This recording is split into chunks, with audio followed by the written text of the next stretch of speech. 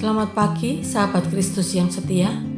Mari kita mengawali perjalanan hidup kita hari ini dengan doa pagi bersama Pendeta Emeritus Agus Wiyanto.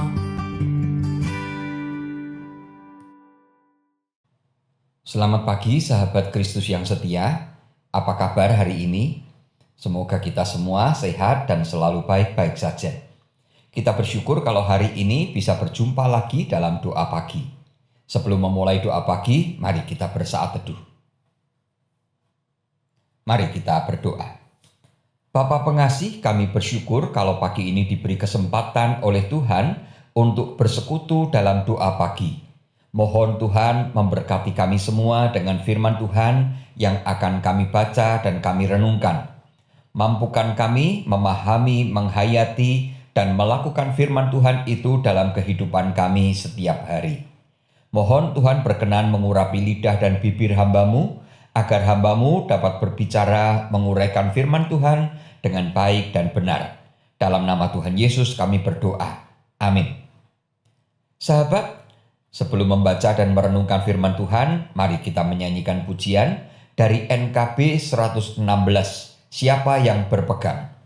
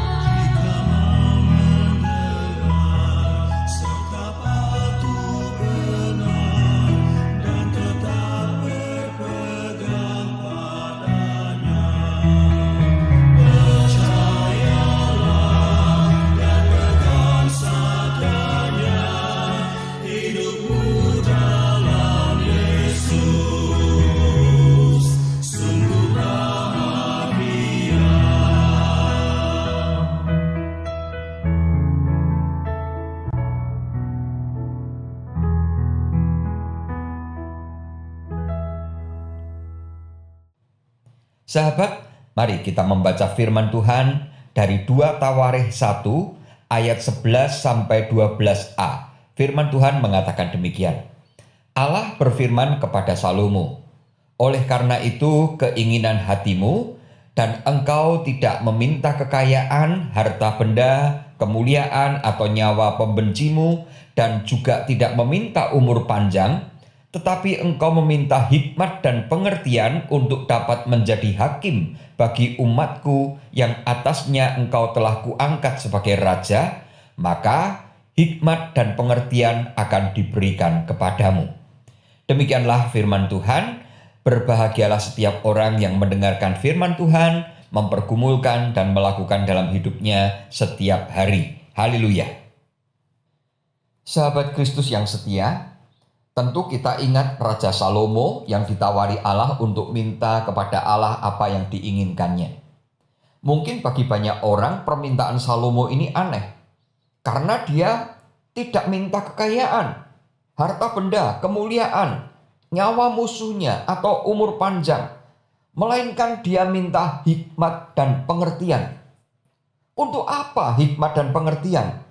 Bukankah lebih berharga kalau punya kekayaan? Lebih berharga kalau punya banyak harta benda atau kemuliaan. Tapi mengapa Salomo minta hikmat dan pengertian? Dan Salomo memandang hikmat dan pengertian itu sangat penting, bahkan diutamakan oleh Salomo. Karena dengan hikmat dan pengertian itu, Salomo bisa menjadi raja dan pemimpin yang bijaksana. Kita ingat bagaimana Raja Salomo mengambil keputusan yang sangat bijaksana atas dua ibu yang memperebutkan bayinya. Salomo bisa langsung memutuskan siapa ibu dari bayi itu. Ini adalah hikmat yang diberikan oleh Tuhan. Sahabat, menjadi orang bijaksana itu sangat tidak mudah. Banyak orang pandai, banyak orang cerdas, namun tidak bijaksana. Banyak orang pandai dan cerdas namun tidak menggunakan kepandaiannya dan kecerdasannya itu dengan bijaksana. Ada banyak contoh yang bisa kita temui di sekitar kita. Misalnya, zaman sekarang ini banyak orang yang menguasai ilmu dan teknologi atau IT. Sangat pandai menggunakan komputer. Namun kepandaiannya itu dipakai untuk kejahatan. Salah satu contoh, mengambil data orang lain. Kemudian data yang diambil itu dipakai untuk menipu. Atau data yang diambil itu dipakai untuk mengambil pinjaman online dengan jumlah yang sangat besar atas nama orang yang punya data itu. Ada juga orang yang memakai kepandaiannya itu untuk menguras tabungan orang lain, serta berbagai kejahatan yang lain. Padahal orang itu tahu kalau dia tertangkap bisa dihukum. Dan dia juga tahu bahwa tindakannya itu bisa membuat orang lain celaka, bisa membuat orang lain sengsara, bisa membuat orang lain mengalami kerugian besar. Tapi orang yang melakukan kejahatan ini sudah tidak mau mempertimbangkan lagi apakah orang itu mau celaka, apakah orang yang ditipu itu sengsara, apakah orang yang dikuras tabungannya itu mengalami kerugian besar. Terserah dia. Pokoknya yang penting dia mendapatkan keuntungan.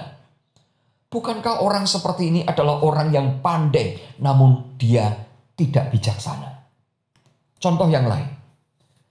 Orang yang berselingkuh, baik itu laki-laki maupun itu perempuan.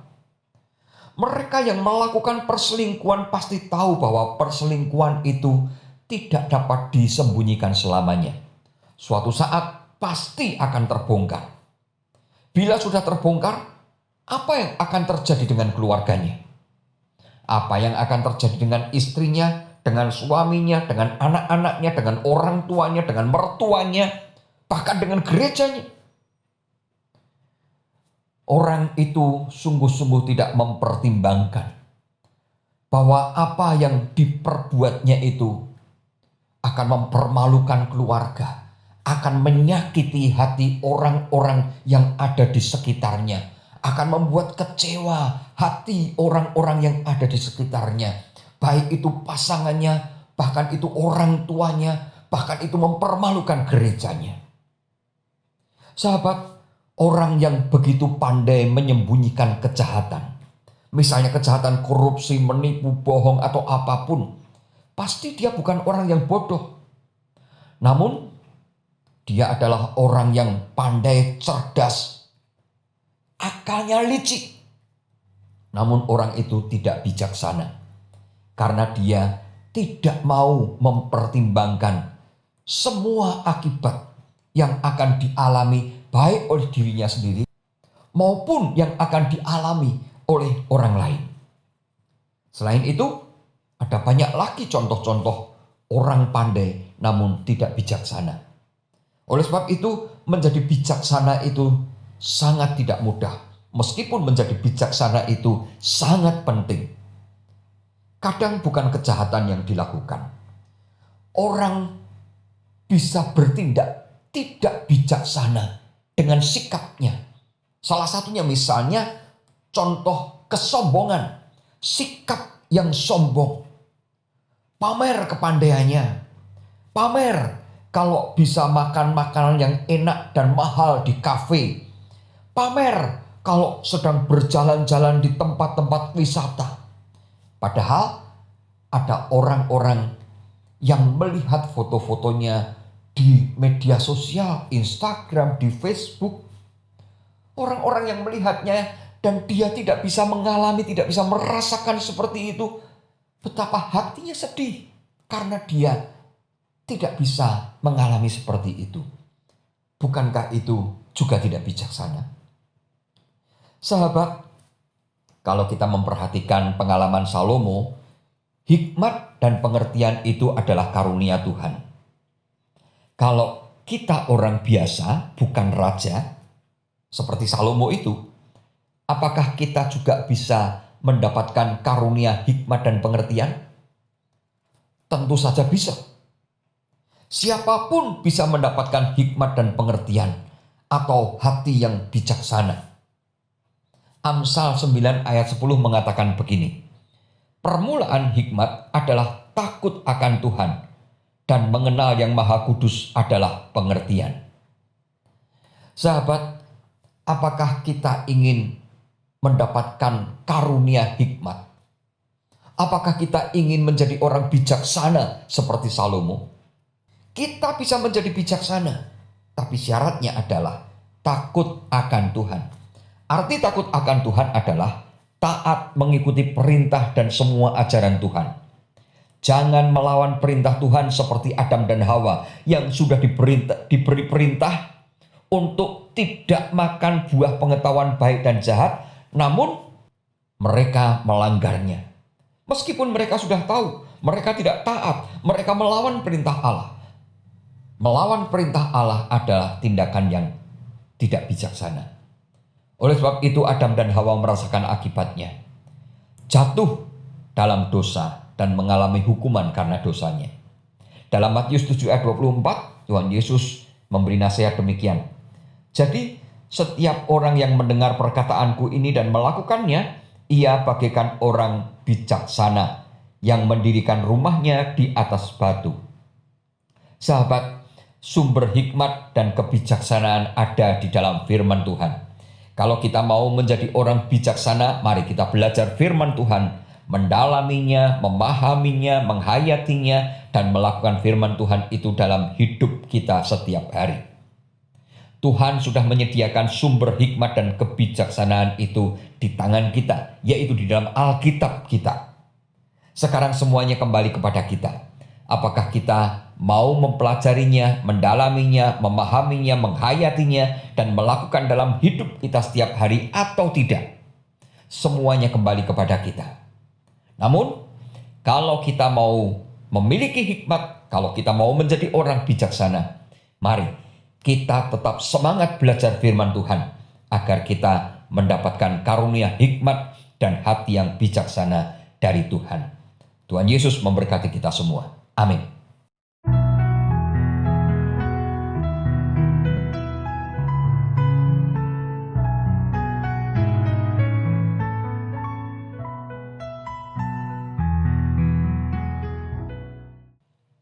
Sahabat, mari kita satu hati dalam doa.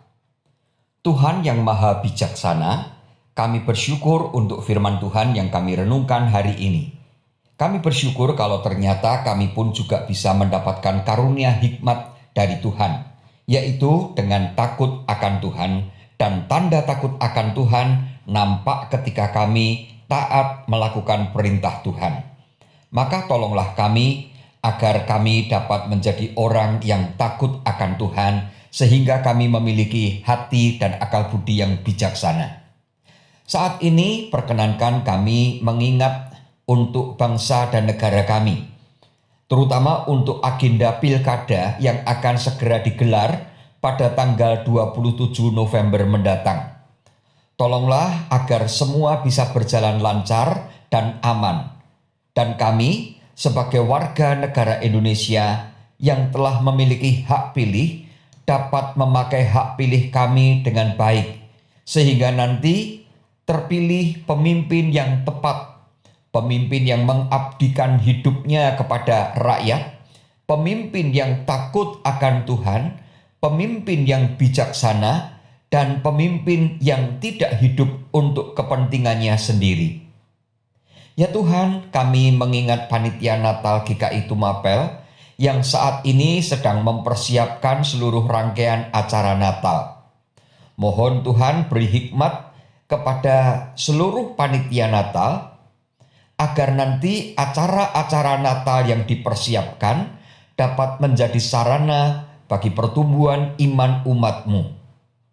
Bapa, kami menyerahkan seluruh kehidupan kami sepanjang hari ini ke dalam pimpinan dan penyertaan Tuhan. Mohon Tuhan karuniakan kesehatan kepada kami semua. Berikanlah kebahagiaan bagi kehidupan keluarga kami.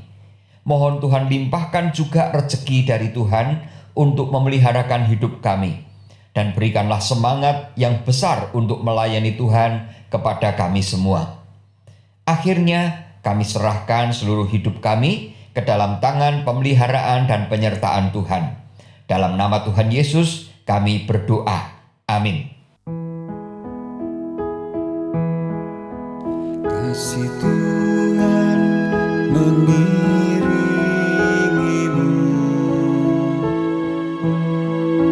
dan sayapnya melindungimu.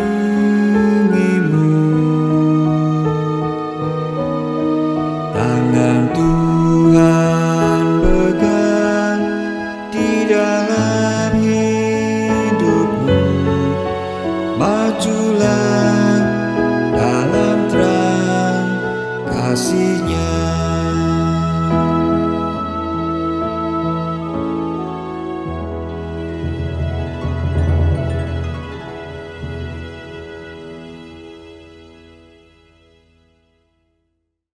Sahabat, doa pagi telah selesai.